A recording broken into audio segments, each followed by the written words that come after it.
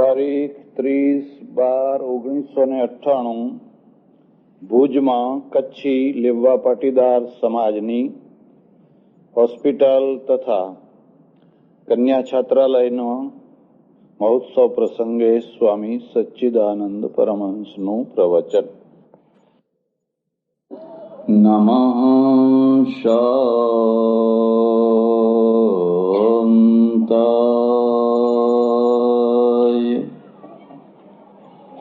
તેજસે.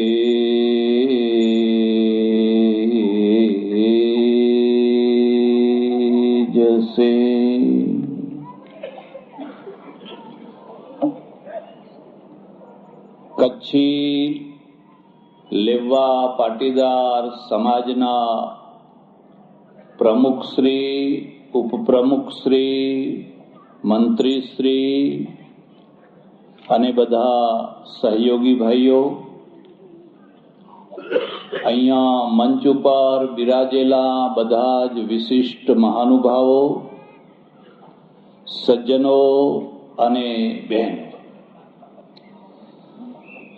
ઉપનિષદની એક બહુ પ્રસિદ્ધ આખ્યાયિકાના માધ્યમથી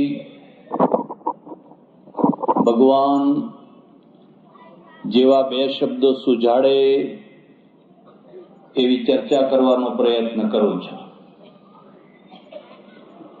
ઉપનિષદોમાં એક બહુ પ્રસિદ્ધ પાત્ર છે જાબાલા. જાબાલા એક સ્ત્રી છે, પરિચારિકા છે અને એને એક પુત્ર છે. એકનો એક પુત્ર છે. આ છોકરો જ્યારે 9-10 વર્ષની ઉંમરનો થયો એટલે એને રોજ એની માને ટોકવા માંડી, મારે ભણવું છે, મારે ભણવું છે, મારે ભણવું છે, મને ભણાવો, મને ભણાવો, મને ભણાવો. એક મુદ્દો યાદ રાખજો, એકલી સ્ત્રી ગમે એટલી સમર્થ હોય તો પણ સંસારનો ભાર ઊંચકી નથી શકતી. એકલો પુરુષ પણ ગમે એટલો સમર્થ હોય તો એકલો પુરુષ પણ વ્યવહારિક જગતને પહોંચી નથી શકતો. એટલે પરમેશ્વરે જોડું બનાવ્યું છે. બે અધૂરા છે, બંનેની અધૂરપ છે એકબીજાના સરવાળાથી પૂર્ણ થાય છે. પુરુષ અધૂરો છે, સ્ત્રી પણ અધૂરી છે. આ અધૂરાપણું પણ પરમેશ્વરનું મંગળમય કાર્ય છે.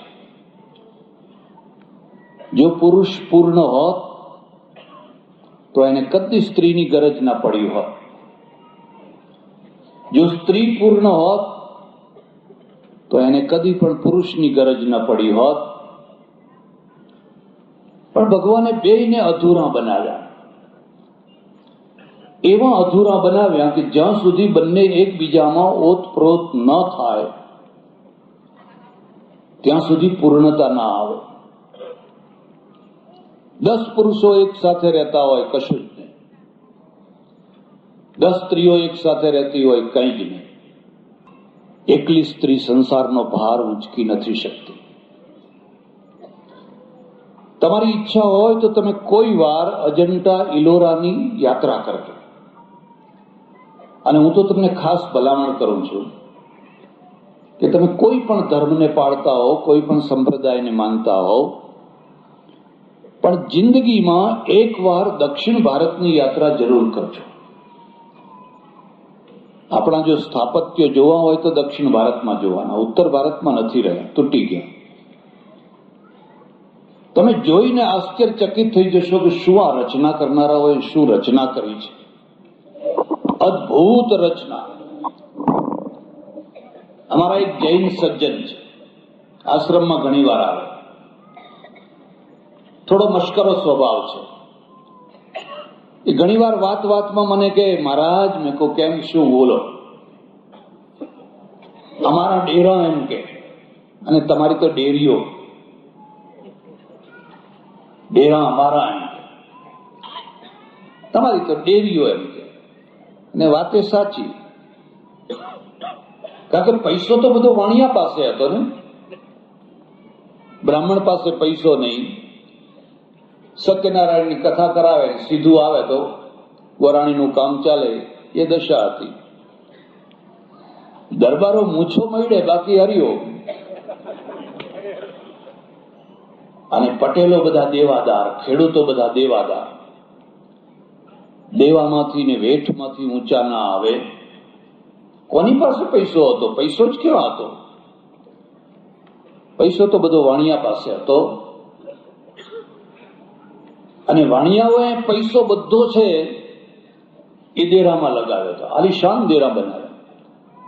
કલાકૃતિને, સ્થાપત્યને બહુ મોટું પ્રોત્સાહન આપ્યું. આપણે બધો પૈસો ક્યાં લગાવ્યો? ધાર્મિક ક્ષેત્રમાં.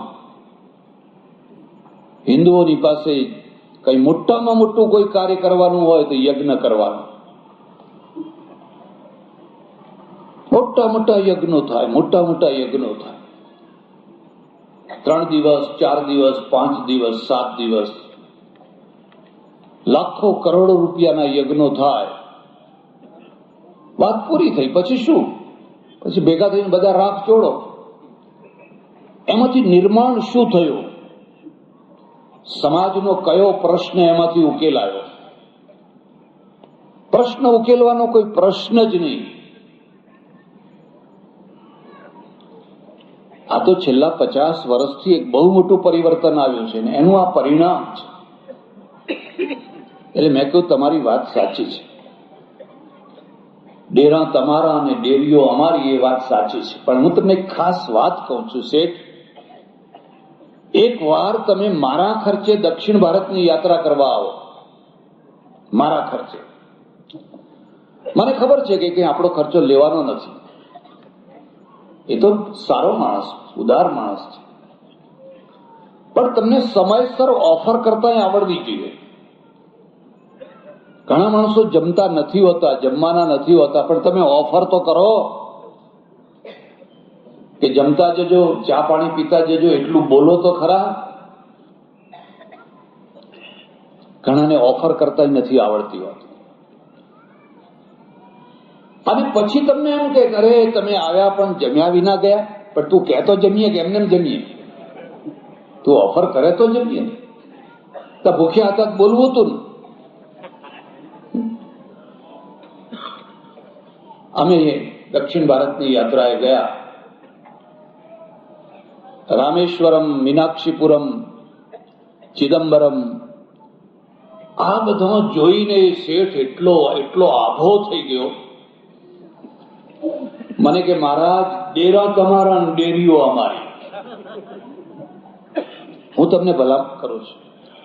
એક એક થાંભલો બનાવવામાં જે કઈ ખર્ચો કર્યો છે, ગામના ગામ રહી જાય એટલા મોટા મોટા વિશાળ મંદિરો, ભવ્ય મંદિરો, ભવ્ય ગોપુરો. મેં કહ્યું ના, એવું નહીં કહેવાનું. તમારા અહીં ડેરા અને અમારા અહીં ડેરા. પણ આ મંદિરોમાં જે ખરું જોવાનું છે હજુ તમે જોયું નથી. મને કે આટલા દિવસથી તો બધા મંદિરો ફરી ફરીને જોઈએ છે. મેં કહ્યું ના, હજુ ખરું જોવાનું બાકી છે. અને કે શું બાકી છે? જેમણે આટલા આલીશાન ભવ્ય મંદિરો રચાવ્યા છે એમનું નામ કોઈ જગ્યાએ છે? એમની તકતી કોઈ જગ્યાએ છે? મને કે હા, એ તો ખબર જ નહીં કોણે આ બનાવ્યા છે. ચાલો કીધું બતાવું એ કોણે બનાવ્યા છે. હાથ પકડીને હું લઈ જાઉં છું અને પગથિયા ચડવાનો જે રસ્તો છે મંદિરમાં, ત્યાં 2 સ્ત્રી પુરુષો સૂતેલા છે દંડવત કરતા. આ બીજો મુદ્દો યાદ રાખજો. આપણે ત્યાં ભક્તિ માર્ગમાં પરમેશ્વરને દંડવત કરવાનો રિવાજ છે. તમે જેટલા દંડવત કરો એટલો તમારો ભાર હળવો થઈ જાય, એટલો તમારો અહમ ઓગળી જાય. ઘણા લોકો એવા હોય કે મંદિરમાં જાય પણ છાતી કાઢીને જાય. અને એકાદ બે પૈસા આમ ફેંકે પાછા, આમ જેમ પેલા ભિખારીને ફેંકતા હોય ને એવી રીતે ફેંકે. અને ઇન્કમ ટેક્સ ના સાહેબ પાસે જાય તો આમ કેળ ઝુકાવી જાય પાછા. હવે છાતી કાઢ ને લે, હવે છાતી કાઢ ને. જેણે તને ઇન્કમ ટેક્સ ભરવાને લાયક બનાવ્યો એના આગળ તું છાતી કાઢે છે. તારે ઇન્કમ ટેક્સ ક્યાંથી ભરવાનો હોય? જેની કૃપાથી તું ઇન્કમ ટેક્સ ભરવાને લાયક બન્યો, મંદિરમાં જવાનો પણ એક વિવેક હોય છે. મેં કહ્યું, જો આ બે પૂતળા જોયા હું દંડવત કરતા હું કે હા, આ એના રચનારા છે અને એમની ઈચ્છા છે કે અમને એવી રીતે દંડવત કરાવીને રાખજો કે આખા ભારતમાંથી જે યાત્રાળુઓ આવે અમારા ઉપર પગ મૂકીને જાય, એમના ચરણની ધૂળ અમારા ઉપર પડે તો અમારો ઉદ્ધાર થાય. જો પગથિયામાં ગોઠવાયા છે દંડવત કરતા અને ચરણની ધૂળ લેવાની ઈચ્છાથી ગોઠવાયા છે. આ માણસ છે, એની આત્મી સ્થિતિ કેટલી ઊંચી હશે? મને કે એ તો ખરું ને. મેં આ જેટલા ભવ્ય મંદિરો છે એથી વધારે ભવ્ય આ રચનારાઓ છે. એમની ભાવના એટલી ઊંચી છે. હું તમને ભલામણ કરું છું, ભગવાને જો પૈસો આપ્યો હોય તો એકાદ વાર તમે દક્ષિણ ભારતની યાત્રા કરજો. પણ લે દેવ ચોખા એવું ના કરશો. થોડું રહેજો, જોજો, સમજજો, ગાઈડ લઈને ફરજો, અનુભવ કરજો. એમ અજંટા ઇલોરા જજો. અજંટામાં ઘણી ગુફાઓ છે, એમાંની એક ગુફા છે, એ આખી ગુફા જે બીમ ઉપર છે એ બીમના એક છેડે પહેલવાન જેવો માણસ છે, ખૂંભી બનાવી છે. પહેલવાન જેવો સશક્ત માણસ છે અને એને પરસેવે રેપ ઝેપ થઈ ગયેલો છે. કલાકારે કઈક મેસેજ મૂક્યો છે, પરસેવે રેપ ઝેપ થઈ ગયો. એની નસો બધી ચડી ગઈ છે, સ્નાયુ બધા ચડી ગયા છે. પેલો ગાઈડ તમને સમજાવશે, જો આ સંસારનો ભાર આ એકલો ઊંચકે છે એટલે આવો પરસેવે રેપ ઝેપ થઈ ગયો છે પહેલવાન, પણ એકલો સંસારનો ભાર ઊંચકે છે. આ બીમના બીજા છેડે જુઓ, કલાકારે ત્યાં ખૂંભી બનાવી છે, પણ નર નારીની જોડી બનાવી છે. એની એ જ ખૂંભી પેલી તરફ, એવી આ તરફ, અને બે હસતા હસતા ભાર ઊંચકે છે. જો આ બીજી તરફ જુઓ, આ નર નારીની જોડી છે અને બે એકબીજામાં એવા ઓતપ્રોત અને એવા સંપીને હળીમળીને એક થઈને રહ્યા છે કે ભાર રહ્યો જ નથી. ભાર તો સાધના બની ગઈ છે અને હસતા હસતા ભાર ઊંચકે છે. ઓહો, કેટલો મોટો મેસેજ છે, કેટલો મોટો સંદેશ છે. અને એટલે એટલી સ્ત્રી સંસારનો ભાર ઊંચકી નથી શકતી, એકલો પુરુષ પણ નથી ઊંચકી શકતો. આ બીજી વાત યાદ રાખજો. સંસાર જે ચાલે છે એ બે પદ્ધતિથી ચાલે છે, પ્રેશર અને વેક્યુમ. પ્રેશર અને વેક્યુમ. આ જાબાલ અને વેક્યુમ છે, એની પાસે પુરુષનું વેક્યુમ છે, એને પુરુષ નથી. પુરુષનું ખાલીપણું છે, અને ખાલીપણાના કારણે એ દુઃખી છે. બીજું માઇક બંધ થાય. એક માણસ એવો હોય કે માણસના અભાવમાં થાકી જાય છે. એની પાસે કોઈ ઓથ નથી, કોઈ હૂંફ નથી, કોઈ હિંમત આપનાર નથી, એટલે થાકેલો ને થાકેલો. જ્યારે જુઓ ત્યારે એનો ચહેરો થાકેલો ને થાકેલો, કારણ કે એની પાસે માણસ નથી. એક બીજો માણસ એવો છે કે થાકે છે, પોતાના માણસોના દ્વારા થાકે છે. માણસોના અભાવમાં નથી થાકતો, પણ પોતાના જ માણસોના દ્વારા થાકે છે. એવા માણસો મળ્યા છે કે એને થકવી નાખે છે. આ બધાને યાદ રાખજો. આખી દુનિયામાં તમે વિજય મેળવતા હોવ, એનો તમને થાક લાગ્યો હોય, એ ઘરમાં થાક ઉતરે. પણ ઘરમાં જો કોઈ થકવી નાખનાર હોય તો એ થાકને ઉતારનાર કોઈ જગ્યા નથી. ઘરના થાકેલા માણસો બહુ જલ્દી ઘરડા થઈ જતા હોય છે, બહુ જલ્દી મરી જતા હોય છે,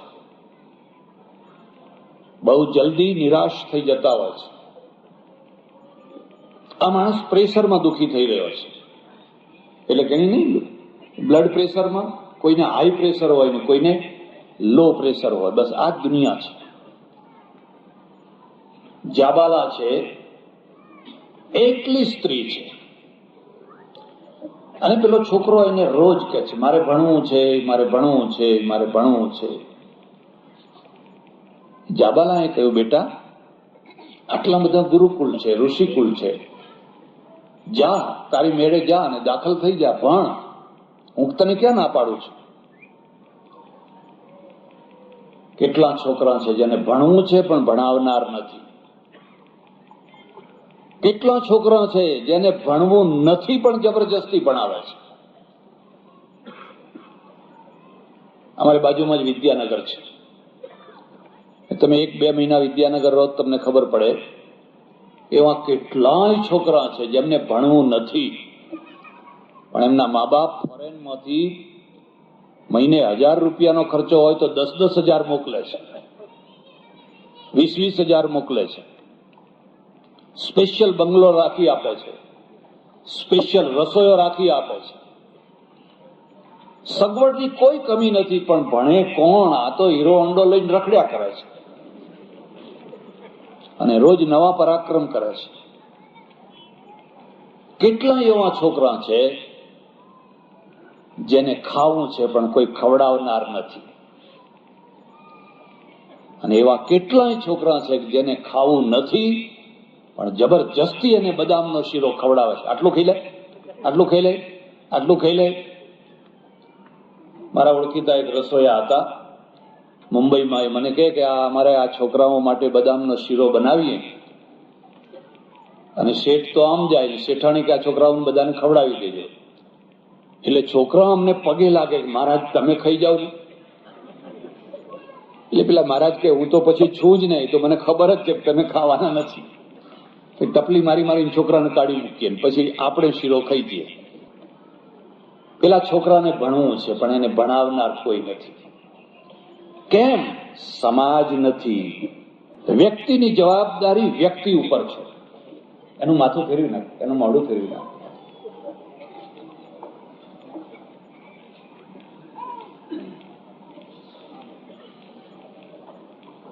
જ્યાં સુધી વ્યક્તિની જવાબદારી વ્યક્તિ સુધી હોય ત્યાં સુધી સમાજ જાગ્યો ના કહેવાય. કારણ કે વ્યક્તિ તો એવો હોય કે કોઈ એકદમ આગળ ચાલતો હોય ને એકદમ પાછળ ચાલતો હોય અને ચાલી ના શકતો હોય. સમાજ જ્યારે જાગે એટલે સમાજ પહેલું કામ કરે કે જે પાછળ ચાલનારા છે એની ચિંતા આપણે ઉપાડી દો. પાછળ ચાલનારી જે દીકરીઓ છે, દીકરાઓ છે, આપણા છે, કારણ કે વ્યક્તિ સમાજનો છે. અને જ્યાં પાછળ ચાલનારાઓની જવાબદારી સમાજે ઉપાડી નહીં, આખો સમાજ સુપર સમાજ બની જાય. લોઅર સમાજમાંથી સુપર સમાજ બની જાય. સમાજને જગાડવાનો હેતુ જ આ છે. દરેક વ્યક્તિ પોતાનો ભાર ના ઊંચકી શકે. પણ જાબાલા છે ને, મેં કહ્યું એમ, હૂંફ વિનાની, સમાજ વિનાની, ઓથ વિનાની, ઉપર આકાશ ને નીચે ધરતી એવી એકલી સ્ત્રી છે. કાં તો એને બંધ કરાવો સ્પીકર એ ખેંચી લો, એનો પ્લગ ખેંચી લો, એની પિન ખેંચી લો. એટલે થોડી વાર બંધ કરું છું. પેલો બાળક છે ને માં છે ને, માએ પુશિંગ કર્યું, જા બેટા તું જા. કેટલાક લોકોને જુવાનીમાં ઉભા થવાનું હોય, કેટલાક લોકો વૃદ્ધાવસ્થા સુધી ઉભા ના થઈ શક્યા હોય. તારે બચપણમાં જ તારા પોતાના પગ ઉપર ઉભા થવાનું છે. ઘણાના જીવન ચરિત્ર જોજો. ચોકલેટ ખાવાના દિવસોમાં એ મજૂરી કરીને જીવતા હતા. લોકોના બાળકો જયારે ચોકલેટ ખાઈને રમતા હતા, કૂદતા હતા, ખેલતા હતા, ત્યારે આ છોકરો તગારા ઉચકતો હતો, કડિયા કામ કરતો હતો. કારણ કે બચપણથી જ એને પોતાના પગે ઉભા થવાનું હતું. અને હું તમને ખાસ ભલામણ કરું છું, તમારા પૂર્વજોમાંથી કોઈ પૂર્વજે જો આવી તપસ્યા કરી હોય તો ઘરમાં એમનું ચિત્ર જરૂર રાખજો. સવાર સાંજ એક અગરબત્તી જરૂર કરજો. તમે જે આજે રૂડા રૂપાળા દેખાવડા થયા છો એ એમની તપસ્યાથી થયા છો. એમની કૃતજ્ઞતાને હંમેશા યાદ રાખજો. સત્યકામ નીકળી પડ્યો છોકરો. એક ગુરુકુળમાં ગયો, ઋષિ મળ્યા. કેમ બેટા, કેમ આવ્યો છે? મારે ભણવું છે, મને દાખલ કરો ને. એટલે પેલા ઋષિ કે છે, કિંગ ગોત્રોસી, તારું ગોત્ર શું છે? પેલા આવો રિવાજ હતો, જયારે કોઈ કોઈને મળે એટલે પોતે જ પોતાનું ગોત્ર બતાવે કે હું અમુક ગોત્રનો છું. પોતે જ પોતાનો પરિચય, એટલે એને ખ્યાલ આવી જાય કે કયો માણસ છે. પ્રદેશમાં વિઝિટિંગ કાર્ડ આપવાનો રિવાજ છે કે એમાં આપોઆપ ખ્યાલ આવી જાય કે આવનાર માણસ કોણ છે. એને કહ્યું, મને ખબર નથી, મારું ગોત્ર કયું છે મને ખબર નથી. તમારામાંથી ઘણા ખરાને ખબર નહીં હોય. એટલે બ્રાહ્મણો શું કરે, એક જનરલ ગોત્ર બનાવી દીધું, કાશ્યપ ગોત્ર. જેને કશા ગોત્રની ખબર ના હોય બધાનું ગોત્ર કાશ્યપ ગોત્ર. તને તારા ગોત્રની ખબર નથી? ના ગુરુજી મને ખબર. નીકળ નીકળ, બહાર નીકળ, બહાર નીકળ, બહાર નીકળ. પ્રાચીન કાળમાં એવી માન્યતા હતી કે જેને ગોત્રની ખબર ના હોય એને ચાંડાલવત ઉપેક્ષિત, ચાંડાલની માફક એને બહિષ્કૃત કરવાનો. દરેકને પોતાના ગોત્રની ખબર હોવી જોઈએ. હળધૂત કરીને એને બહાર કાઢી મૂકે. વળી 5, 10, 15, 20 કિલોમીટર ચાલીને બીજા ગુરુકુળમાં ગયો, ત્યાં એ દશા. ત્રીજામાં ગયો, ચોથામાં ગયો, 5મામાં ગયો, 8મામાં ગયો, 10મામાં ગયો. પહેલો પ્રશ્ન, તારું ગોત્ર શું છે? અને એને ખબર નથી. નીકળ, બહાર નીકળ, બહાર નીકળ, બહાર નીકળ. આ બીજો મુદ્દો યાદ રાખજો. સામાજિક બહિષ્કાર, સામાજિક હળધૂતતા બહુ દુઃખદાયી હોય છે. તમે પૈસા ના હોય ને તમને કોઈ હળધૂત કરે તો સમજ્યા, પણ તમે અમુક જ્ઞાતિના છો, અમુક વંશના છો, તમે અમુક જગ્યાના છો, એટલે તમને અડધૂત કરવામાં આવે, બહુ દુઃખદાયી. એક બીજી વાત, સંસારમાં 2 પ્રકારના માણસો હોય છે. મહત્વના કામ શરૂ કરે પણ જો અડધૂત થાય, અપમાન થાય, તિરસ્કાર થાય, તરત જ પડતું મૂકીને છોડીને ચાલતા થઈ જાય. લો આ તમારું સંભાળો, મારે નથી કરવું. આ આલીશાન જે ભવનો તમને દેખાય છે, કચ્છી લેવા પાટીદાર કન્યા છાત્રાલય, કન્યા સ્કૂલના, એ કઈ રાતોરાત ઉભા નથી થયા. એ ઉભા કરનારા લોકોએ કેટલા લોકોની દાઢીમાં હાથ નાખ્યા હશે, કેટલા લોકોને હાથ જોડ્યા હશે, કેટલા લોકોએ એમના અપમાન કર્યા હશે, કેટલા લોકોએ તિરસ્કાર કર્યા હશે, મેણા માર્યા હશે, આક્ષેપ કર્યા હશે. કાર્યકર્તા થવું એ બહુ અઘરું કામ છે. દાતા થવું અઘરું કામ બહુ નથી. લાખ, 2 લાખ, 5 લાખ આપ્યા એટલે વાત પતી ગઈ. પણ તમે કાર્યકર્તા થયા એટલે કોઈને કોઈ તો તમારો વિરોધી થવાનો જ. 100% મન રાજી કરી શકાય નહીં. અને જે વિરોધી થશે ને એ કઈ ને કઈ આક્ષેપો કરશે, હવા બગાડશે, નિંદા કરશે. એ બધું જે સહન કરી શકે, પચાવી શકે, એ કાર્યકર્તા થઈ શકે. આઈસ્ક્રીમ જેવો કાર્યકર્તા હોય, ઠંડો, દુર્વાસાનો રૂપ હોય ને કાર્યકર્તા થાય તે કામ ના કરી શકે. એક ગામમાં વાળા સજ્જન બહુ ઉતાવળા, મને પ્રમુખ બનાવો. લોકો એને પ્રમુખ બનાવ્યો. પછી બધી ઉઘરાણી છે લખાવેલી, ઉઘરાણી બધી ઉઘરાવાની શરૂઆત કરી. એમાં એક પટેલના ત્યાં બપોરે 1-1:30 વાગે ગયા. એ પેલો ઉપર આરામ કરે મેળા ઉપર, અને એના છોકરાએ કહ્યું કે આ ફલાણા લોકો બધા આવ્યા છે. ત્યાંથી જ મણમણની જોખવા માંડ્યો. એની ઊંઘ બગડી ને, નવરા છો, ધંધો નથી, આમ છે તેમ છે, મણમણની જોખવા માંડ્યો. એ મારા પાસે આવ્યો. મને કે લો મહારાજ તમારા રજીસ્ટર ના ચોપડા, મારે આ નહીં થાય, મારે ગાળો નથી ખાવી. મેં કહું બહુ જલ્દી પાર પડ્યો, સારું થયું, મૂકી દે. જે અપમાનને પચાવી શકે એ જ કાર્યકર્તા થઈ શકે. તમે એમ જાણો કે આપણે માન જ માન મેળવ્યા કરીએ તો કાર્યકર્તા ના થઈ શકાય. તું બપોરે ગયો શું કેમ એના ત્યાં? એ ઊંઘમાં એની ઊંઘ બગાડી, કુંભકર્ણનો ભય હશે. આઈસ્ક્રીમ જેવો ઠંડો હોય ને આઈસ્ક્રીમ જેવો ગળ્યો હોય એ કાર્યકર્તા થઈ શકે. તમને કદાચ ખબર હોય કે ન હોય, પહેલા અલીગઢમાં યુનિવર્સિટી થઈ, મુસ્લિમ યુનિવર્સિટી પહેલા થઈ, અને પછી આપણે હિન્દુઓ જાગ્યા. મદન મોહન માલવીય કે આટલી બધી આપણે હિન્દુ પ્રજા, આટલા આપણા શેઠિયાઓ, અને આપણી કોઈ યુનિવર્સિટી નહીં, ચાલો આપણે પણ યુનિવર્સિટી કરો. કાશીમાં યુનિવર્સિટી શરૂ કરી. પૈસા ઉઘરાવે બધા પાસેથી, રાજા મહારાજાઓ પાસેથી. એમાં રામપુરના નવાબ, અને નવાબના પાસે માલવીયજી પહોંચી ગયા. અને રામપુરનો નવાબ એ પાકિસ્તાનનો મૂળ જન્મદાતા. પાકિસ્તાનનો જન્મ ભારતમાં થયેલો, કરાચીમાં નહીં, લાહોરમાં નહીં, રામપુરમાં થયેલો.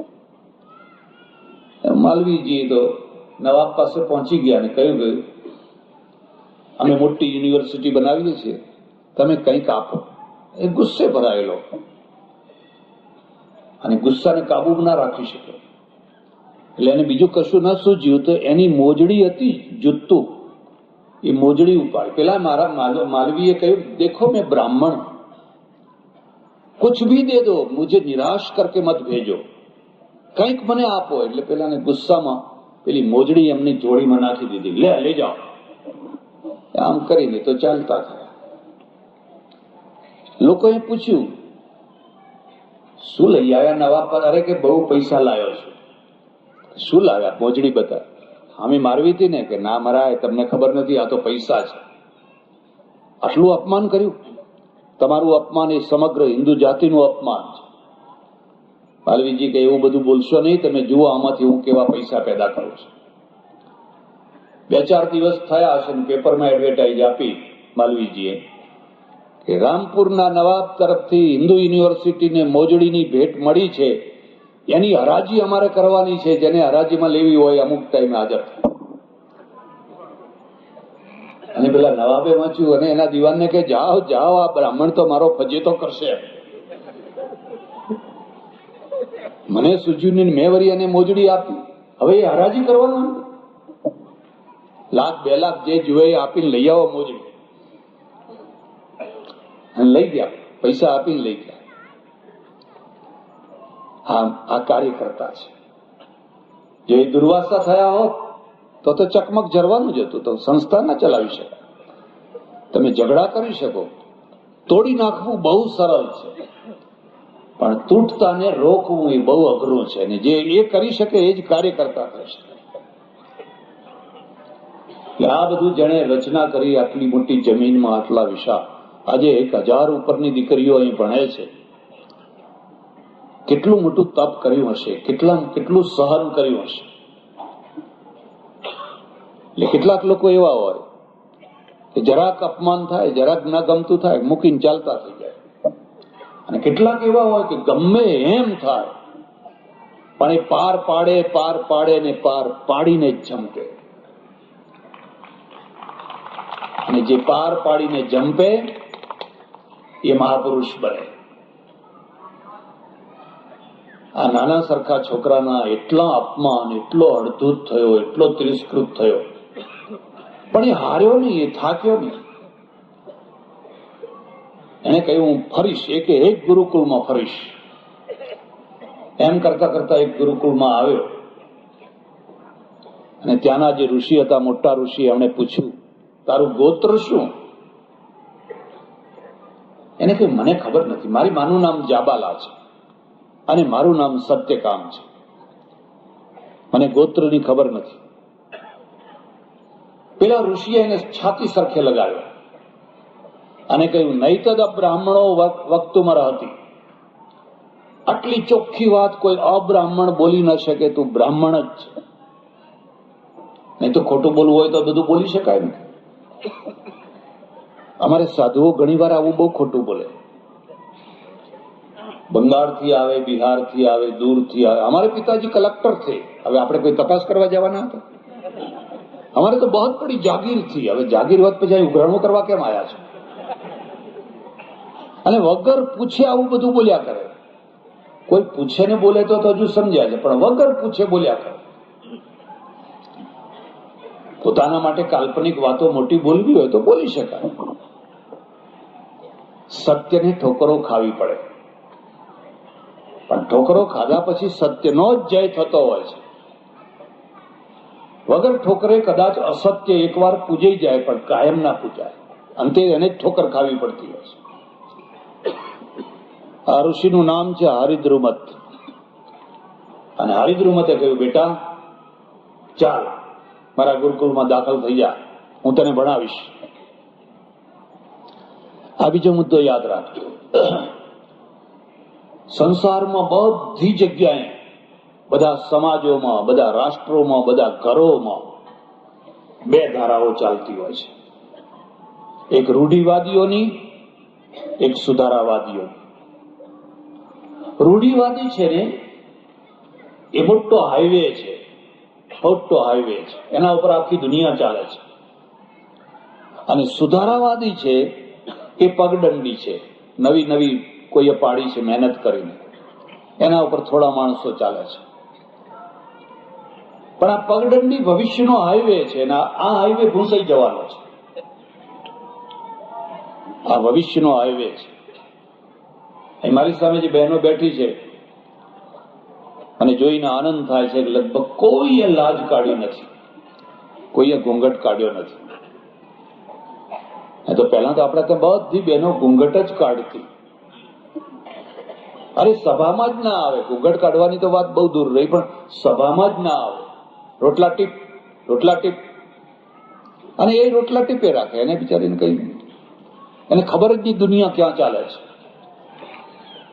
પણ આજની સ્થિતિએ જે આ બહેનો પહોંચી છે, રાતોરાત નથી પહોંચી.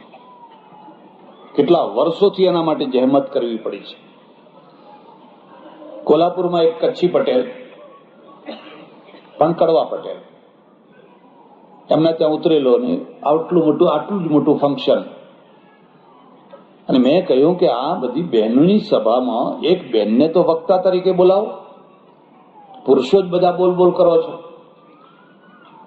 મને કે બેન તો સ્ટેજ ઉપર ના આવે, પ્રયત્ન તો કરો. બહુ પ્રયત્ન કર્યો તો એક BA પાસ થયેલી બેન આવી, પણ ઘૂંઘટો તાણીને આવી. અને એને મને મારા આગળ શરત કરી કે હું બોલીશ ખરી, પણ અમારા વડીલોના સામે નહીં જવું, ઊંધું જોઈને બોલીશ. મેં કહું ઊંધું તો ઊંધું, આપણે શરૂઆત કરને, એકડો શરૂ કરને. અને ખરેખર આમ ઊંધું જોઈ સરસ બોલી, સુંદર વાત કરી. મેં ઘૂંઘટ ઉપર જ બધા પ્રવચનની આખો જોગ કર્યો અને ઘણી બહેનોએ ઘૂંઘટ કાઢી નાખી. તમે મહારાષ્ટ્રમાં રહો છો, મહારાષ્ટ્રની સ્ત્રીઓ ઘૂંઘટ તાણે છે, અને નથી તાણી તો ચારિત્રહીન બની ગઈ બધી. અને આ ઘૂંઘટ તાણનારી, બુરખા પહેરનારી બધી ચારિત્રવાન થઈ ગઈ. હવે એ પ્રવચનની અસર હું જે ઘરમાં ઉતરેલો એ ડોહા ઉપર એટલી જબરજસ્ત અસર પડી કે અમે બધા ઘેર પહોંચ્યા એટલે એને પહેલું કામ જે ડોશીએ ઘૂંઘટ તાણેલો, 72-75 વર્ષની ડોશીએ જે ઘૂંઘટ તાણેલો એ આમ ખેંચીને કાઢવા મળ્યો. કાઢ કાઢ, બાપજીએ શું કહ્યું? કાઢ. તો ડોશી આમ ખેંચે ને ડોહો આમ ખેંચે, અને મારા દેખતા આ ખેંચા ખેંચી. એટલે પેલી ડોશી છે ને એ છેંછેડાઈ ગઈ. આ તો હું તમને ખાનગીમાં કહું છું. 2 શાસ્ત્રો ચાલે છે, એક કાશીનું શાસ્ત્ર અને એક ડોશીનું શાસ્ત્ર. કાશીનું શાસ્ત્ર હેરફેર કરી શકાય, પણ ડોશીના શાસ્ત્રને હેરફેર કરી શકાય? બહુ જબરજસ્ત ડોશીનું શાસ્ત્ર. પછી મારા ઉપર છંછેડી, મને કે તમે સંસ્કૃતિનો નાશ કરવા બેઠા છો. મેં કહ્યું કેમ? એમ કે અમારે ઘૂંઘટ તાણવો પડે ને તમે આ શું બોલીને આવ્યા? એમ મેં કહ્યું કેમ તાણવો પડે, પણ મને વાત તો કરો, કેમ તાણવો પડે? હવે એ કંઈકથી ખોડી લાવ્યા, ખબર નહીં શું. મને કે લક્ષ્મીનો વાસો કપાળમાં છે, એટલે કપાળની લક્ષ્મીજીને ઢાંકવા માટે તાણવું પડે. નહીં તો કોઈ કાશી શાસ્ત્રમાં તો આવું કઈ લખ્યું નથી. જે લખ્યું છે તો કરાગ્રે વસતે લક્ષ્મી લખ્યું છે કે હાથમાં લક્ષ્મીનો વાસ છે, અહીં કપાળમાં છે એવું તો કઈ. પણ હવે આ ડોશી શાસ્ત્ર. મેં કહ્યું માજી ઉભા રહો. કીધું આ તમારા ઘરમાં બધા ફોટા છે, આખા ચારે તરફ ફોટા લગાવેલા મોટા મોટા, રાધા કૃષ્ણ, શિવ પાર્વતી, સીતારામ, લક્ષ્મી નારાયણ, બધા કેટલાય ફોટા લગાવેલા. આ તમારા ઘરમાં ફોટા છે ને? આમાંથી કોઈ ઘૂંઘટ કાઢ્યો છે? લક્ષ્મીજીએ કાઢ્યો છે, પાર્વતીએ કાઢ્યો છે, સીતાજીએ કાઢ્યો છે, રાધાજીએ કાઢ્યો છે. જો આ બધાના માથા ઉગાડા છે કે નહીં? એટલે ડોશી આમ જોવા લાગે. મને કે ખરું ખોડી કાઢ્યું મહારાજ તમે? વર્ષોથી તારા ઘરમાં ફોટા છે, પણ તું એમાંથી પ્રેરણા કેમ નથી લેતી? અરે આમાંના કેટલાક તો એટલા અડીને ઘસાઈને બેઠા છે કે કોલેજના છોકરાને આવું તો ના બેસે. જોઈ લે કીધું. અને કે હા વાત તો સાચી છે. એક ડોશી શાસ્ત્ર છે, એને બદલવું બહુ અઘરું છે. એ રૂઢી છે, એ શાસ્ત્ર નથી. એમાંથી જ રૂઢીઓ પેદા થતી હોય છે. એટલે એક રૂઢિવાદ હોય છે ને એક સુધારાવાદ હોય છે. હરિદ્ર મત છે એ જમાનાના સુધારાવાદી છે, અને બાકીના બધા ગુરુકુળો રૂઢિવાદ ઉપર ચાલે છે. આ ના થાય, આ ના થાય, આ ના થાય. પણ કેમ ના થાય એ પ્રશ્ન નહીં પૂછવાનો, બસ ના થાય. આપણા પૂર્વજો કઈ ગાડા હતા? એક જ પ્રશ્ન. એટલે સજ્જનો, હરિદ્રુમત ઋષિએ પેલા સત્યકામને દાખલ કર્યો અને એને ભણાવ્યો. તમે ઉપનિષદમાં જોજો, એટલો વિદ્વાન થયો, એટલો પ્રકાંડ પંડિત થયો. પણ કોના કારણે થયો? પેલા સુધારાવાદી ઋષિના દ્વારા થયો. જો એને સુધારાવાદી ઉદાર ઋષિ ના મળ્યા હોત તો બિચારો સત્યકામ છે એ તગારા ઉંચકનારો કે સામાન્ય માણસ થઈને રહ્યો હોત. કારણ કે વિદ્યા છે વર્ણલક્ષી છે. મુદ્દાને સમજો. તારે ભણવું છે ને, પહેલી શરત છે તું બ્રાહ્મણ છે, તને ગોત્રની ખબર છે તો દાખલ થા, નહીં તો બહાર નીકળ. આખી વિદ્યા છે એ વર્ણલક્ષી છે. અને એના કારણે ભારતમાં હિમાલયના શિખરો ઉપર એટલો ચળકાટ, સૂર્ય ચમકે છે, શિખરો ચમકે છે, પણ તળેટીમાં ગાઢ અંધકાર. આખો હિમાલય નથી ચમકતો, શિખરો જ ચમકે છે. ઉપરનો મુઠ્ઠીભર વર્ગ ભણેલો છે, પણ જેમ જેમ નીચે ઉતરતા જાઓ અંધકાર. ખોટું ના લગાડશો, પણ હું તમને પટેલોને એમ પૂછું કે તમારી ચોથી પેઢી કે ત્રીજી પેઢીના ઉપર શું હતું? મોટા ભાગે પટેલોનું અધ્યયન ચોથી પેઢીથી કે ત્રીજી પેઢીથી શરૂ થયું. એના પહેલા બિલકુલ નિરક્ષરતા, કાગળે વાંચતા ના આવડે, કાગળ આવે જ નહીં, અને કદાચ કાગળ આવે તો એમાં પહેલું લખ્યું હોય લુગડા ઉતારીને વાંચજો. કઈ જ કાગળ એટલે પેલા ફાળ પડે, મારો કાગળ આવે, શું લખ્યું હશે, ફાળ પડે એને. બીજો કાગળ હોય જ નહીં. ભણતર જ નતું, ભણવાનું હતું જ નહીં.